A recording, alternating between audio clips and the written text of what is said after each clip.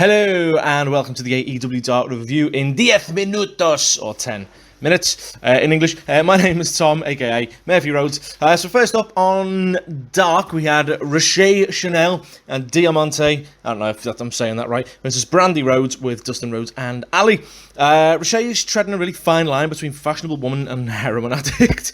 Like, I'm pretty sure she's Tonya from GTA 5. Ali had an I miss you QT sign with her.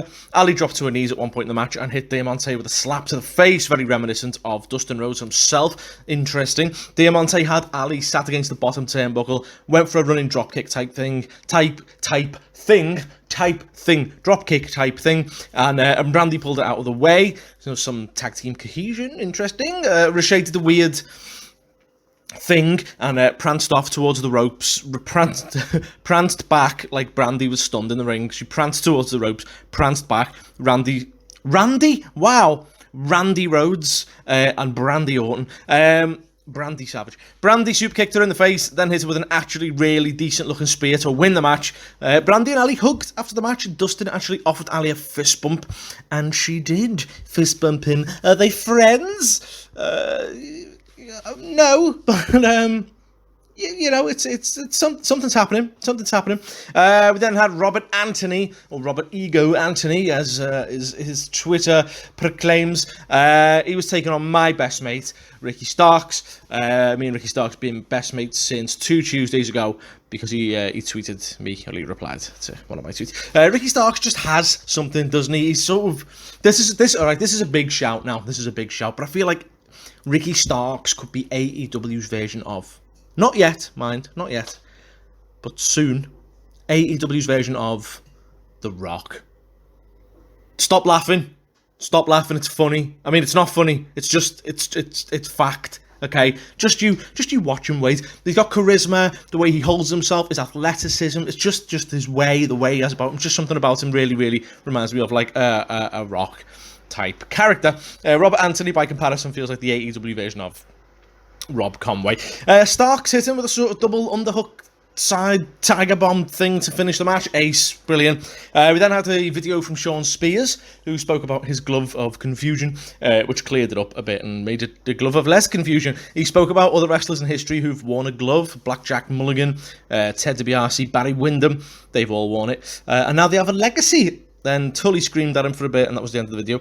We had the captain, Sean Dean, or Le Capitan, if he was in the inner circle, Will Hobbs, and Joe Alonzo versus Dark Order, which was Alan Angels, John Silver, and Alex Reynolds. Numbers, I don't know, 12, 42, and 1. I don't know. Will Hobbs still looks like an absolute beast. Give this man a push. Seriously, I feel like Sean Dean has some sort of potential too. He'd have to really play on the captain gimmick, like have him come down to the ring at a TIE fighter or something, or an 80-80, or at least give him a captain's armband and throw him in a football kit. What am I talking about? Who else was in there? Dean Hobbs and Joe Alonzo. Has Joe Alonzo got potential? No. Every time Dark Order's entrance video comes on and that hand takes one of the tickets, you know the bit I mean when there's like tickets, you know, like parking tickets, not parking tickets, but like stubs. And you take one, I just get annoyed because it's the same amount every week, and I just wish, like, I want the ticket numbers to go down and then have them run out, and then the next video is them like printing off new ones, and yeah, maybe keep it the same, actually. Dark Order have been so badly booked, or at least some of them, that this trio of jobbers that they were facing looked twice as likely to win than they did. But at least you couldn't call it a squash match, which people always moan about Dark for. It's more than that. People who saying that don't watch Dark, or they watch like the first match. This wasn't a bad match at all, but I just wasn't invested. The only exciting bits for me were whenever Will Hobbs was in the ring and the flipping destroyer tag team finisher the Dark Order did to win the match. Crazy stuff. Oh god, Michael Nakazawa versus Pippin from Lords of the Rings. Oh, hang on, it was Marco's stunt, wasn't it? Could you think of a match with more potential to horrify? Actually, I can. Swap Marco's stunt with Luther, but that's about it. Justin Roberts did about 48 knackers and I don't think Michael Nakazawa was ready for them. Nakazawa pulled the oil out of his keg straight away, said he doesn't need it for Marco Stunt, and threw it away, but we all know he's got 12 more bottles in there. Stunt then proceeded to drop kick him in the face down every turnbuckle. Nakazawa pulled out the oil and shouted, "I changed my mind!" and poured it all over Stunt. Fair enough, mate, yeah. Nakazawa put Stunt balls first onto the top rope, dragged him across it. Nakazawa took his thong off, wrapped it around his hand, missed the punch. Marco Stunt drop kicked his hand, and Nakazawa ended up with his thong on his own face. I can't believe I'm saying these words. Stunt rolled him up, and thankfully the match ended. I still don't know how Nakazawa takes that thong off. It's absolute magic. Not the good kind of magic. Just make that clear. We then had Pentaco and Luther. These guys have started teaming together. I don't know why. They took on Brady Pierce, the teeth and boots guy, and Pineapple Pete. Taz insulted Brady's boots, just said actually he doesn't think they're that good, thus killing half of his gimmick. But he did put his teeth over, so that's good. Give Pineapple Pete an open challenge match against Cody. Just do it. Why not? People will moan. Well, people always moan.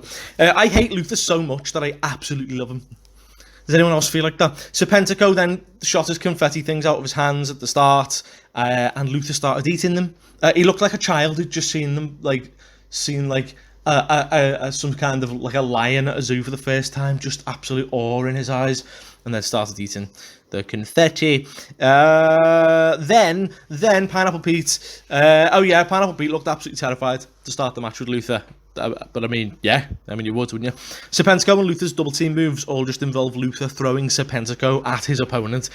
I swear, he does more damage to his own tag partner than he does to his opponents throughout the match. Serpentico and Luther won. Yeah, okay. We then had Lucha Boy and Jungle Saurus, whatever order that's in, against my favourite tag team in AEW, Peter Avalon and Brandon Cutler. Obviously, Leva Bates was there as well. If you watch Peter Avalon, with every time he faces someone with pyro, he absolutely shits himself every time it goes off. It's brilliant.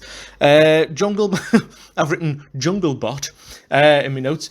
Jungle Boy and Avalon had the pose off before the bell went. Cutler and Avalon actually started absolutely destroying Jurassic Express towards the end of this match, and I was like, oh my god, it's gonna happen. He's doing loads of big moves. Tag team cohesion was off the charts at one point. Even Leva Bates gave Jungle Boy a Hurricane Rana. Eventually Lucha Boy and Jungle Saurus, I'm going to keep saying it, and it doesn't even sound wrong, does it? Lucha Boy and Jungle Saurus, they put them away with a tag finisher, but Avalon and Cutler are getting better as a team. It is only a matter of time. I swear it is.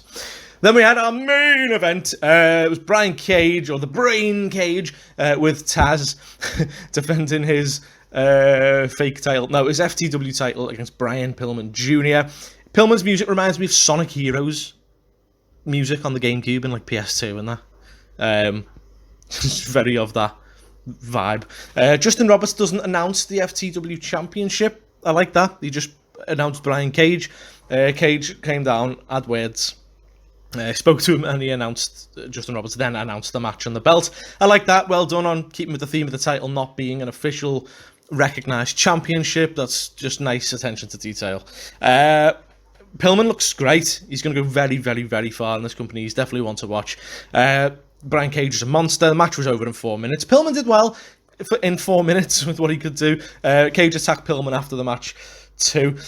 So that was your AEW Dark in 10 Minutes review. Follow the show at XRhodes Wrestling without the G. Follow me at The Murphy Rhodes. I will see you on your favourite podcast streaming platform tomorrow for my Fight for the Fallen review. Until then, stay safe, take care, and peace!